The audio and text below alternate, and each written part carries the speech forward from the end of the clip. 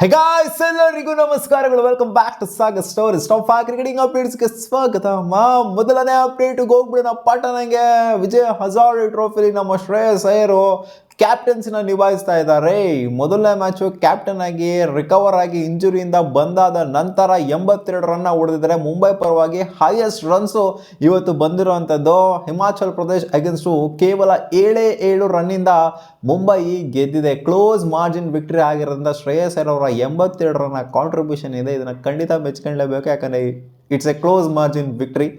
ಯಾಕಂದರೆ ಇವರೇ ಹೈಯೆಸ್ಟ್ ರನ್ಸ್ನ ಹೊಡೆಯೋದು ಮುಂಬೈ ಪರವಾಗಿ. ಒಂದು ಕಡೆಯಿಂದ ಶ್ರೇಯಸ್ ಅಯ್ಯರ್ನ ಹಾವಳಿ ಒಂದು ಕಡೆ ಆಯಿತು ಅಂತಂದರೆ, ಇನ್ನೂ ಒಂದು ಕಡೆ ನಮ್ಮ DDP ಹಾವಳಿ ಗೊತ್ತಿರೋದೇ. ಅದೇನು ಸ್ಪೆಷಲಾಗಿ ಏನು ಹೇಳಬೇಕಾಗಿಲ್ಲ. DDP ಥರ ಯಾರು ಆಡ್ತಾನೆ ಇಲ್ಲ ವಿಜಯ್ ಹಜಾರೆ ಟ್ರೋಫಿಲಿ. ಆ ರೇಂಜಿಗೆ ಯಾರು ಆಡ್ತಾ ಇಲ್ಲ, ಮ್ಯಾಚ್ ಮಾಡ್ತಾಯಿದ್ದಾರೆ. ಕರ್ನಾಟಕ ಕೂಡ ಇವತ್ತು ಗೆದ್ದಿದೆ ರಾಜಸ್ಥಾನ್ ಮೇಲೆ ಗೆಲ್ಲೋದ್ರ ಮೂಲಕ ಆಲ್ಮೋಸ್ಟ್ ಎಷ್ಟು 150 ರನ್ನ ಮಾರ್ಜಿನಲ್ಲಿ ಗೆದ್ದಿರೋದು. ಹಾವಳಿಯ ವಿಕ್ಟರಿ ಆಗಿದೆ. ಇದು 6ನೇ ಕನ್ಸಿಕ್ಯೂಟಿವ್ ವಿಕ್ಟರಿ ಆಗುತ್ತೆ ಕರ್ನಾಟಕಕ್ಕೆ. ಆ ಗ್ರೂಪಲ್ಲಿ ಇರಾಬೋರ್ ಅವ್ರಿಗೆಲ್ಲ ತಲೆ ಮೇಲೆ ಪೈಟ್ ಅಂತ ಹೊಡ್ಕೊಂಬತ್ತವ್ರೆ ನಮ್ಮ ಕರ್ನಾಟಕದವರು. 6ಕ್ಕೆ 6 ಮ್ಯಾಚ್ನ ಕನ್ಸಿಕ್ಯೂಟಿವ್ ಆಗಿ ಗೆದ್ದಿದ್ದಾರೆ, 1 ಮ್ಯಾಚ್ನ ಸೋಲ್ದಂಗೆ. ಸೊ ಇದು ಸೌಂಡ್ ಮಾಡ್ತಾ ಇದೆ ಸ್ಟ್ರಾಂಗ್ ಆಗಿ. ಈ ಸೀಸನು ಟಫ್ ಫೈಟ್ನ ಕೊಡ್ತೀವಿ ನಾವು, ಟ್ರೋಫಿ ಗೆಲ್ಲಕ್ಕೆ ಬೇರೆ ಯಾರಿಗೂ ಬಿಡಲ್ಲ ಅಂತ. ಅಪ್ಡೇಟ್ ನಂಬರ್ 2 ಇದೇ ವಿಜಯ್ ಹಜಾರೆ ಟ್ರೋಫಿಲಿ ಬರೀ ಸೆಂಚುರಿಗಳನ್ನ ನೋಡ್ತಾ ಇದ್ವಿ. ಡಬಲ್ ಸೆಂಚುರಿ ಕೂಡ ಬಂದ್ಬಿಡ್ತೋಗರು. ಅಮನ್ ರಾವ್ ಅನ್ನೋ 21 ವರ್ಷದ youngster double ಸೆಂಚುರಿನ Vijay Hazare ಟ್ರೋಫಿಲಿ ಇಳಿಸಿದ್ದಾರೆ.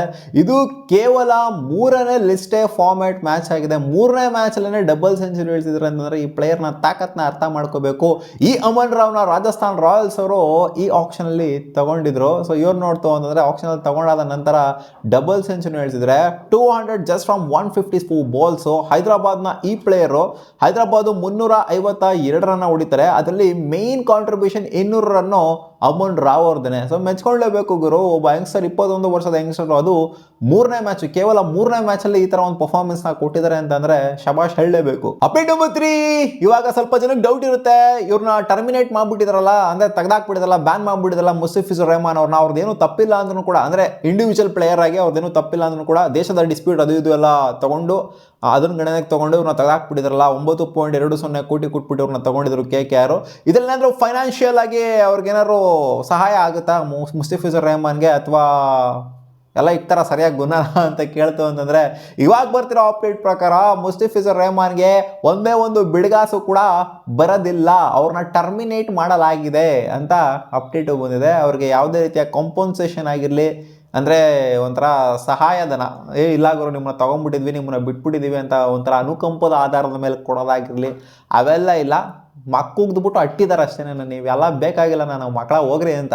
Update number 4, Rohit Sharma ಏನು ಮಾಡ್ತಾ ಇದ್ದಾರೆ ಅನ್ನೋ ಕನ್ಫ್ಯೂಷನ್ ಇರುತ್ತೆ ಜನಗೆ. ವಿಜಯ್ ಹಜಾರೆ ಟ್ರೋಫಿ ನಡೀತಿದೆ, ಇನ್ನೂ ಆಡಿರ್ಬೋದಾಗಿತ್ತಲ್ಲಪ್ಪ ಸ್ವಲ್ಪ ಮ್ಯಾಚಸ್ಗಳು, ಇನ್ನೂ ಸೀರೀಸ್ ಬರೋದು ಸ್ವಲ್ಪ ದಿನ ಇದೆ, ಆಡಿರ್ಬೋದಾಗಿತ್ತಲ್ಲ, ಏನಕ್ಕೆ ಹೋಗ್ಬಿಟ್ಟಿದ್ದಾರೆ ಅಂತ ಕೇಳ್ತು ಅಂತಂದರೆ, ಅವ್ರು ಹೋಗ್ಬಿಟ್ಟು ಏನೂ ಮಾಡ್ತಾ ಇಲ್ಲ, ಅಲ್ಲಿ ಪ್ರಾಕ್ಟೀಸ್ ಮಾಡ್ತಾ ಇದ್ದಾರಂತೆ, ಸೀರೀಸಿಗೆ ಪ್ರಾಕ್ಟೀಸ್ ಮಾಡ್ತಾ ಇದ್ದಾರೆ ಅಂತ ಅಪ್ಡೇಟ್ ಬಂದಿದೆ. ಹೌದು, ಆ ಪಿಕ್ಗಳು ಕೂಡ ವೈರಲ್ ಆಗ್ತಾ ಇದ್ದಾವೆ. ರೋಹಿತ್ ಶರ್ಮಾ ಪ್ರಾಕ್ಟೀಸ್ ಮಾಡ್ತಾ ಇರೋವಂಥದ್ದು. ಏನು ಗುರು ಅಲ್ಲೇ ಹೆಂಗೆ ಪ್ರಾಕ್ಟೀಸ್ ಮಾಡಬೇಕು, ವಿಜಯ್ ಹಜಾರೆ ಟ್ರೋಫಿಲಿ ಆಡ್ಬೋದಾಗಿತ್ತಲ್ಲ, ಅದೊಂಥರ ರೆಪ್ಯುಟೇಷನ್ ಪ್ರಶ್ನೆ ಗುರು. ಜಾಸ್ತಿ ಮ್ಯಾಚ್ ಆಡಬಾರ್ದು ಅಂತ. ಇವಾಗ ಜಾಸ್ತಿ ಮ್ಯಾಚ್ ಆಡ್ಬಿಡ್ತು ಅಂತಂದರೆ ನಾರ್ಮಲ್ ಪ್ಲೇಯರ್ ಥರ ಆಗೋಗ್ಬಿಡುತ್ತೆ. ವಿಜಯ್ ಹಜಾರೆ ಟ್ರೋಫಿಲಿ ಆಡ್ತಾ ಇದ್ದಾರಲ್ಲ ನಾರ್ಮಲ್ ಪ್ಲೇಯರ್ಗಳು, ಆ ಥರ ಪ್ಲೇಯರ್ ಆಗೋಗ್ಬಿಡ್ತಾರೆ. 1-2 ಮ್ಯಾಚ್ ಆಡ್ತು ಸ್ಪೆಷಲ್ ಆಗಿ ಅಂತಂದರೆ ಅದು ಒಂಥರ ಸ್ಪೆಷಲ್ ಅಕೇಶನಲ್ಲಿ ಬಂದಂಗೆ ಇರುತ್ತೆ, ಗೆಸ್ಟ್ ಆಗಿ ಬಂದಂಗೆ ಇರುತ್ತೆ. ಒಂದು 5-6 ಮ್ಯಾಚ್ ಆಡ್ಬಿಡ್ತು ಅಂದರೆ ನಾರ್ಮಲ್ ಪ್ಲೇಯರ್ ಥರ ಲೆಕ್ಕಾಚಾರ ಬಂದ್ಬಿಡುತ್ತೆ. ಅದಕ್ಕೋಸ್ಕರ ಅದೊಂಥರ ಅವಮಾನ ಲೆಕ್ಕಾಚಾರ ಆಗೋಗ್ಬಿಟ್ಟೈತೆ ಅಂತ ಕಾಣಿಸ್ತೈತೆ. ಬಟ್ ಪರವಾಗಿಲ್ಲ, ಪ್ರಾಕ್ಟೀಸ್ ಮಾಡ್ತಾ ಇದ್ರಲ್ಲ, ಒಳ್ಳೆ ವಿಚಾರ. Update number 5, ashes day 3 stumps ಆಗಿದೆ. ಏನು ಆಡ್ತಾವ್ರೆ ಯಾಕೋ ಡ್ರಾಗಿ ಆಗೋ ಥರ ಕಾಣಿಸ್ತೈತೆ ಲಕ್ಷಣಗಳು ನೋಡ್ತು ಅಂದರೆ. ಆಸ್ಟ್ರೇಲಿಯಾದವರು ಫಸ್ಟ್ ಇನ್ನಿಂಗ್ಸಲ್ಲಿ 384 ಹೊಡಿತು ಅಂತಂದರೆ, ಇಂಗ್ಲೆಂಡವರು ಆಸ್ಟ್ರೇಲಿಯಾದವರು ಫಸ್ಟ್ ಇನ್ನಿಂಗ್ಸಲ್ಲಿ 518 ರನ್ 7 ವಿಕೆಟ್ ಕಳ್ಕೊಂಡು ಇನ್ನು ಡೇ 3 ಸ್ಟಂಪ್ಸ್ ಆಗಿದೆ. ಇನ್ನು ಆಡ್ತಾನೆ ಅವರೇ. ಡೇ 4 ಡೇ 5 ಮುಕ್ಕಿದೆ, ಏನಾಗುತ್ತೋ ಗೊತ್ತಿಲ್ಲ, ಡ್ರಾಗಿ ಆಗುತ್ತೇನೋ ಈ ಪಂದ್ಯ ಅಂತ. ಫಸ್ಟ್ ಇನ್ನಿಂಗ್ಸಲ್ಲಿ ಮಸ್ತಾಗೇನೆ ಆಡಿದ್ರು. ಜೋ ರೂಟ್ 160 ರನ್ ಹೊಡಿತು ಅಂತಂದರೆ, ಈ ಕಡೆಯಿಂದ ಸೆಕೆಂಡ್ ಇನ್ನಿಂಗ್ಸಲ್ಲಿ ಟ್ರಾವಿಸ್ ಹೆಡ್ 160+ ಹೊಡೆದ್ರು. ಈ ಕಡೆಯಿಂದ ಸ್ಟೀವ್ ಸ್ಮಿತ್ ಕೂಡ 1 ಸೆಂಚುರಿನ ಹೇಳ್ತಿದ್ರು. ಸೊ ಮಸ್ತಾಗಿ ಪರ್ಫಾರ್ಮ್ ಮಾಡಿದ್ದಾರೆ ಆಸ್ಟ್ರೇಲಿಯನ್ಸ್. ಹಂಗೆ ನೋಡೋಕೆ ಹೋಯ್ತು ಅಂದರೆ ಈಸಿ ಆಗಂತ ಬಿಟ್ಕೊಂಡು ಕೊಡುವಂಥ ಸೀನೇ ಇಲ್ಲ. ಲಾಸ್ಟ್ ಮ್ಯಾಚ್ ಏನೋ ಇಂಗ್ಲೆಂಡ್ ಅವ್ರು ಹಂಗೆ ಮಾಡ್ಕೊಂಡು ಲಕ್ ಏನೋ ಮಾಡ್ಕೊಂಡು ಗೆದ್ಬಿಟ್ರು. ಬಟ್ ಈಸಿ ಆಗಂತೂ ಬಿಟ್ಕೊಂಡು ಕೊಡೋದಿಲ್ಲ ನಿಮಗೆ ಅಂತ ತೋರಿಸ್ತಾ ಇದ್ದಾರೆ ಎತ್ತಿ ಆಸ್ಟ್ರೇಲಿಯನ್ಸು. ಇದೇನು ಇನ್ನೊಂದೇನು ಅಂತಂದರೆ, ಇಷ್ಟೊಂದು ಮ್ಯಾಚ್ ಆಡಿದ್ದಾರೆ ಫ್ಯಾಪ್ 4ಅಲ್ಲಿ ಇರೋವಂಥ ಸ್ಟೀವ್ ಸ್ಮಿತ್ತು ಜೊತೆಗೆ ಜೋ ರೂಟು. ಬಟ್ ಮೊದಲನೇ ಮ್ಯಾಚ್ ಅಂತೆ ಸ್ಟೀವ್ ಸ್ಮಿತ್ತು ಜೊತೆಗೆ ಜೋ ರೂಟ್ ಇಬ್ಬರು ಕೂಡ ಸೆಂಚುರಿ ಹೊಡೆದಿರುವಂಥದ್ದು. ಸೊ ಇದೊಂಥರ ಸ್ಪೆಷಲ್ ಇವೆಂಟ್ ಆಗಿದೆ, ಸ್ಪೆಷಲ್ ಅಕೇಶನ್ ಆಗಿದೆ.